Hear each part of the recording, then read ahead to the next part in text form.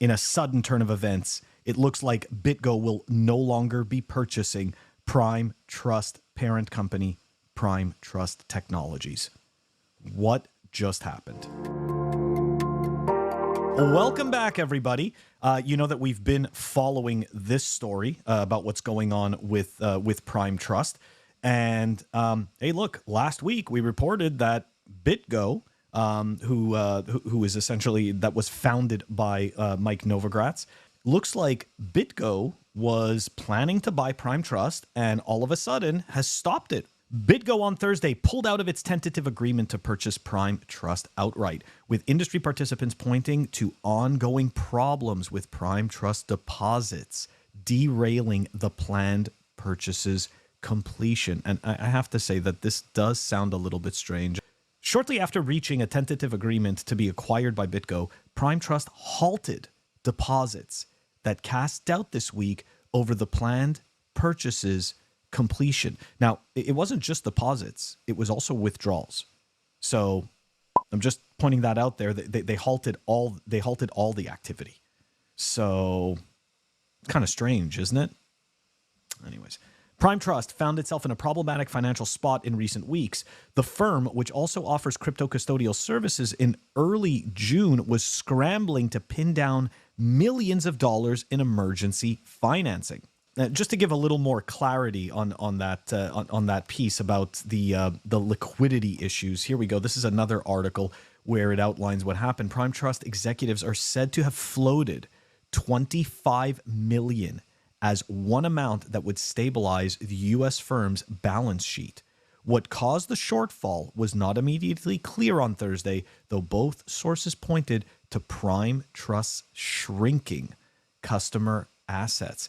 So it looks like executives put $25 million of their own money, and it looks like as soon as BitGo announced that they were going to purchase PrimeTrust Technologies, they all of a sudden froze all of the activity. I wonder why. On June 8th, BitGo said it would buy PrimeTrust outright for an unspecified amount. In recent days, PrimeTrust halted deposits of both fiat and digital assets, according to an email to clients sent out by Hain, reviewed by Blockworks. Okay, so I'm gonna stop right there. I keep seeing this name Hain or Havin or however the hell you want to pronounce this crap. So for whatever reason, Blockworks keeps citing this company as the source of the information. So let's just go take a look. It's welcome to Haven or whatever, however you want to pronounce that. Sorry, it's too many consonants in a row. I can't pronounce that shit. Digital asset-focused financial institution delivering payments, trading, custody, asset management, and research, and apparently also providing commentary for this PrimeTrust debacle. Okay, whatever. I digress. Let's continue. According to the email, Haven told customers, I'm going with that, okay? Haven told customers it was informed by the order of the Nevada Financial Institution Division sent on Wednesday, June 21st, 2023. PrimeTrust is halting all deposits of fiat and digital assets. CoinMetro's Twitter account confirmed issues with PrimeTrust, but said in a tweet that PrimeTrust is addressing the situation to restore normal operations as quickly as possible, right? It's always the typical business speak. Have no fear, we will fix this. Just a minor glitch. PrimeTrust subsidiary Bank filed for bankruptcy protection in Nevada on June 13th, and we reported that.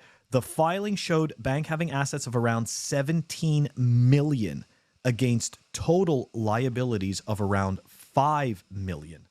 Now, there is also some speculation between Bank and PrimeTrust, apparently. And again, I don't know if this is 100% true, but the last clip that we did where we were reporting on this, it seems that PrimeTrust had started to, how could I say this, kind of take over Bank's assets without Bank's actual authorization.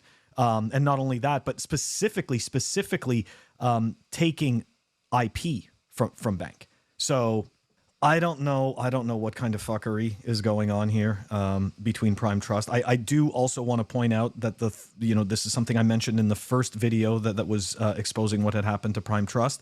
Their top 3 executives moved over to Fortress.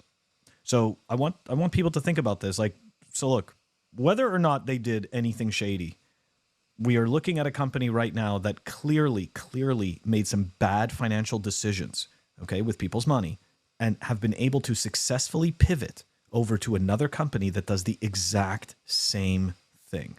Okay, now these three executives have gone and moved all the way over to Fortress and taken, of course, whatever they can from PrimeTrust and brought it over there. Look, I'm not going to say that this is necessarily shady, right? Because there is no evidence at the moment that it is shady. I do think, though, that if you have one company that clearly did not manage their financials very well, and now the top executives from that company have now moved to another company doing the exact same thing, I'm not confident that they're not going to do sketchy shit again. Anyways, look, this proves the case. I shouldn't say it proves the case, but it helps solidify the case for being self-sovereign and not trusting the exchanges. Okay, if you're not getting paid in Bitcoin, or you're not able to mine Bitcoin, and you are indeed purchasing Bitcoin, like the majority of many people, okay, there's nothing wrong with, when you buy your Bitcoin, take it and move it immediately off of the exchanges. The exchanges, they don't need to have your liquidity, okay? They don't need it, because when things go horribly wrong with these giant entities, and I know that PrimeTrust itself is not an exchange, okay? They service and they provide the background rails for the exchanges. But to me, this is all intertwined. So the point being is that these exchanges, they don't need your liquidity. You don't need to be giving them free money, okay? So I know it seems like it's a pain in the ass. It's very well worth it to learn how to self-custody your Bitcoin, okay? Very, very simple to learn. And think about it. Once you know how to do it, you are now empowered. It is the most freeing act that you can do with your Bitcoin, is self-custody. Anyways, guys, have a great weekend. Don't forget to like and subscribe, and I will catch you guys all next week.